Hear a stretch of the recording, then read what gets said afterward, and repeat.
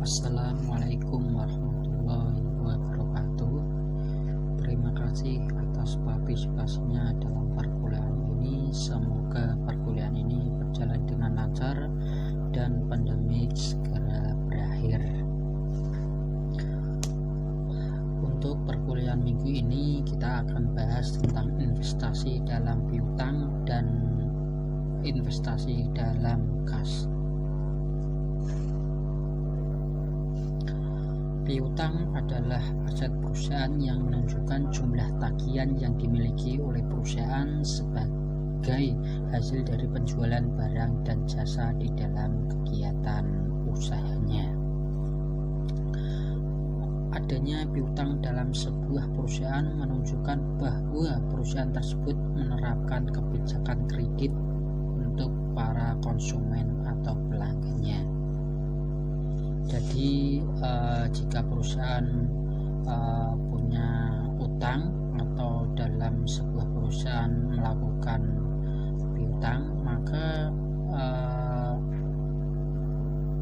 perusahaan juga akan menerapkan kebijakan kredit pada konsumen atau pelanggannya. Untuk tujuan investasi piutang ada 3. Pertama, meningkatkan volume penjualan, karena investasi piutang akan menimbulkan suatu peningkatan pada kuantiti produksi dan akan meningkatkan pada volume penjualan. Yang kedua, untuk meningkatkan laba perusahaan.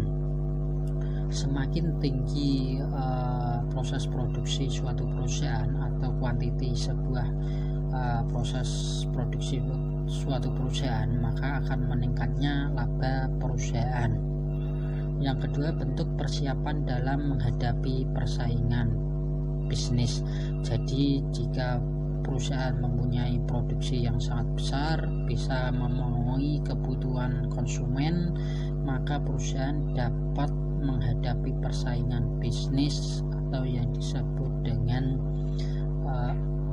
competitive advantage. Biasanya kalau perusahaan menerapkan piutang, maka perusahaan harus menanamkan modal atau harus dengan keadaan berputar modal secara terus-menerus seperti yang sudah digambarkan di sini. Kas akan berputar akan dibelanjakan pada bahan baku, dan bahan baku akan diproses suatu produksi dan akan dilakukan penjualan dan akan terjadinya mendapat profit dan bisa dibayarkan untuk piutang. Faktor-faktor penentu besarnya investasi piutang. 1. Volume penjualan kredit. Semakin besar potensi penjualan kredit dari keseluruhan penjualan, memperbesar jumlah investasi dalam piutang. Dengan demikian, besarnya volume penjualan kredit setiap tahunnya berarti bahwa perusahaan itu harus menyediakan investasi yang lebih besar lagi.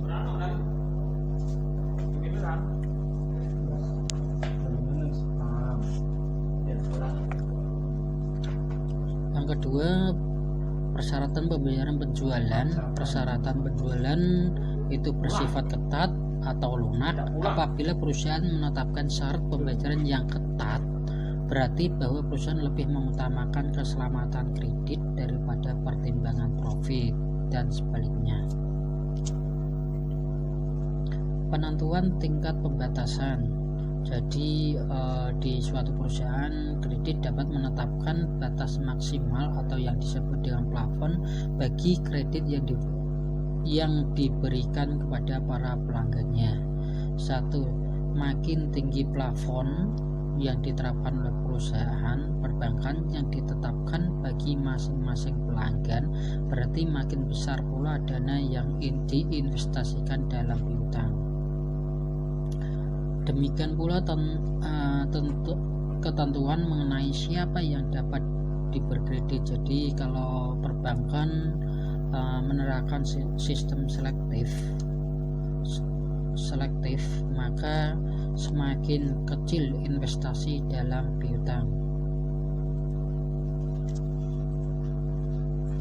Kebijakan dalam pengumpulan piutang dengan cara efektif atau pasif.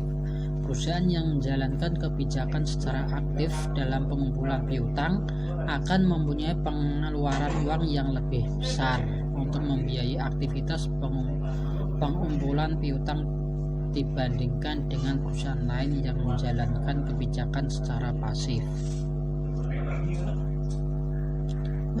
Selanjutnya, kebiasaan membayar dari para pelanggan. Adanya kegiatan langganan yang mempunyai kebiasaan untuk membayar menggunakan kesempatan, biasanya dilakukan dengan adanya diskon atau kegiatan-kegiatan yang tertentu, dan perusahaan biasanya menetapkan persyaratan pembayaran dengan tempo, ada yang tanggal 10, tanggal 15, tanggal 20 maupun tanggal 30. Itu tergantung perusahaan,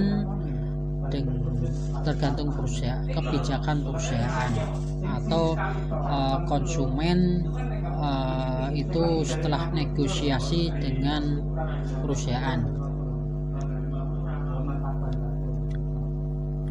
Untuk biasanya perusahaan atau perbankan menerapkan audit atau evaluasi kepada kreditor atau yang disebut dengan konsumen,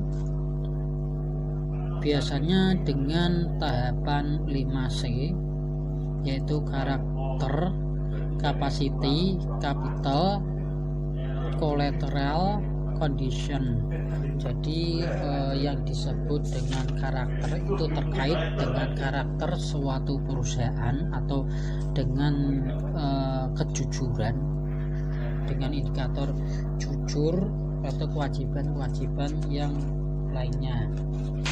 Sedangkan untuk capacity, yaitu pendapatan subjektif mengenai kemampuan dari langganan yang diukur. Jadi perusahaan mempunyai kemampuan berapa dalam membayar hutang. Untuk yang kapital diukur oleh posisi finansial, jadi perusahaan dengan dalam kondisi sehat atau tidak. Untuk kolateral itu determinkan aktiva dari langganan yang dijadikan jaminan. Jadi di situ adanya jaminan, entah dari sertifikat, entah dari barang berharga dan lain sebagainya. Untuk condition itu biasanya terkait dengan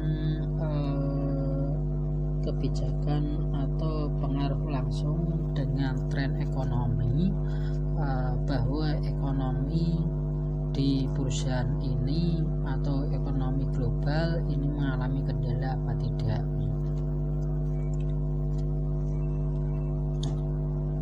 Untuk klasifikasi terdapat 5. Semakin rendah kerugian hutang, maka perusahaan atau perbankan akan menerapkan sistem lunak atau mudah.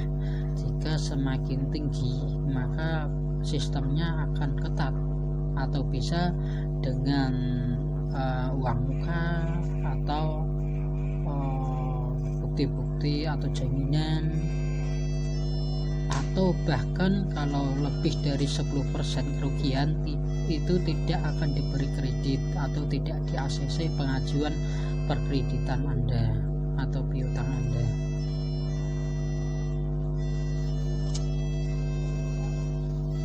Penentuan besarnya resiko piutang yang ditanggung oleh perusahaan, yaitu menentukan batasan besar resiko tanggungan, mengakui tanggungan resiko sebagai cadangan kerugian. Jadi di sini ada contohnya. Dan di sini ada penyelesaian. Di sini saya buat kesadarannya dulu 100 juta menjadi 100.000 dalam jutaan ini sebenarnya. Risiko terkumpul piutang 10.000 atau 10 juta ini didapat dari 10% dari 100 juta tadi.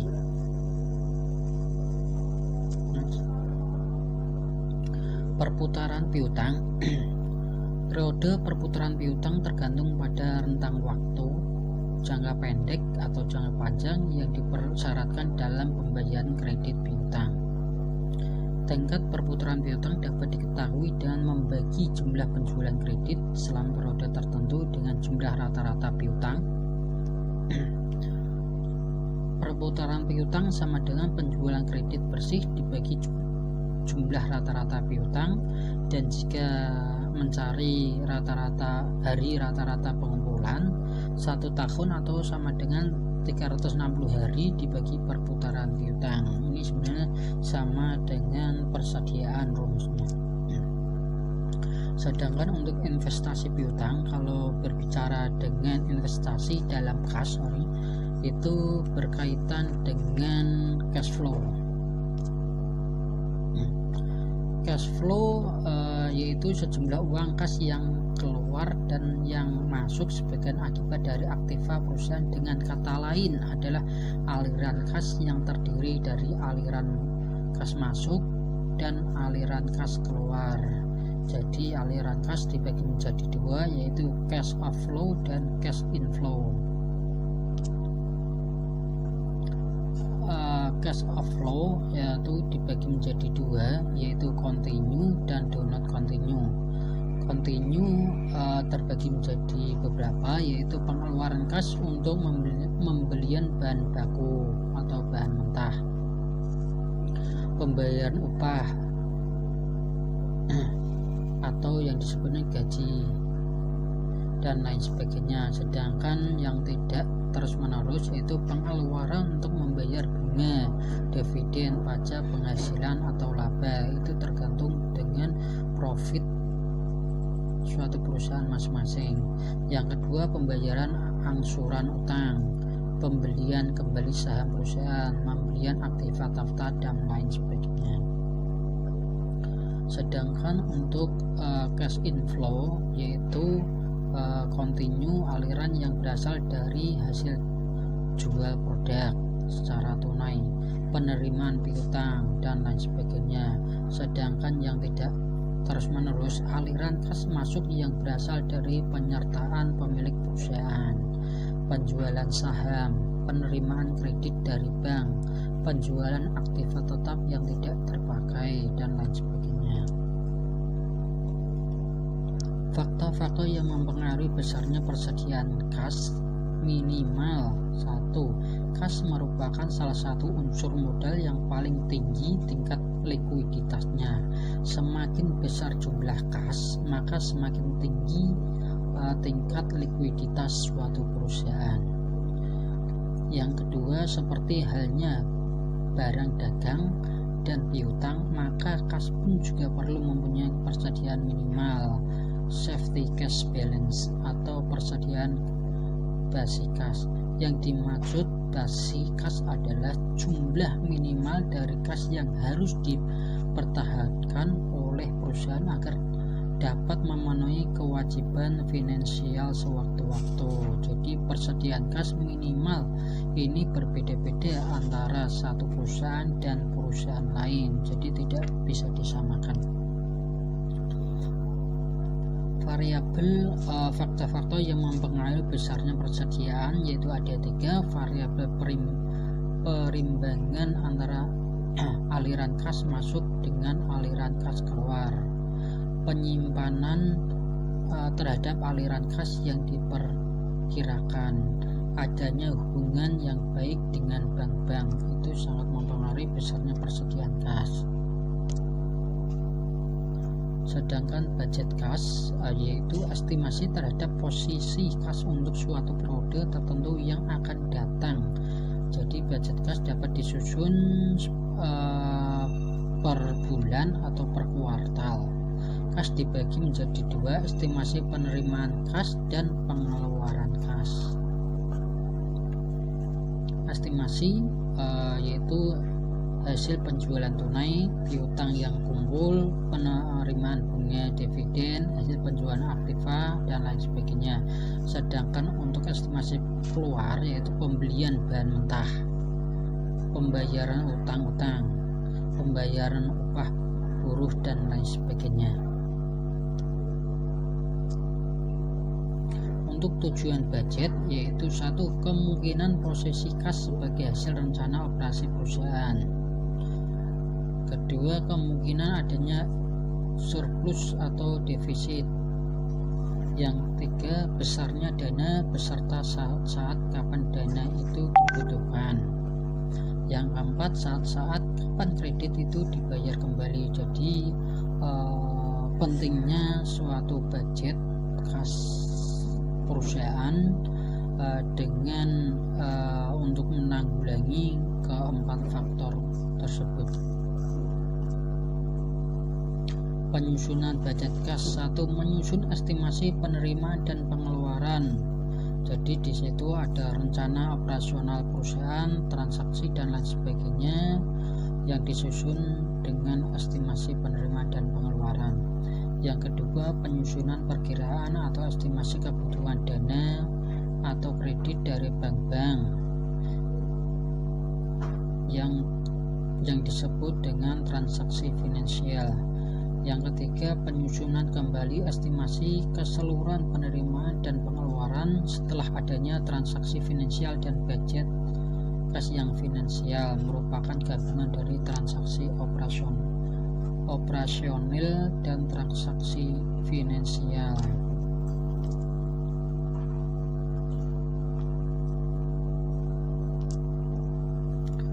Cukup dari saya. Kalau ada pertanyaan silahkan bisa diutarakan di kolom diskusi.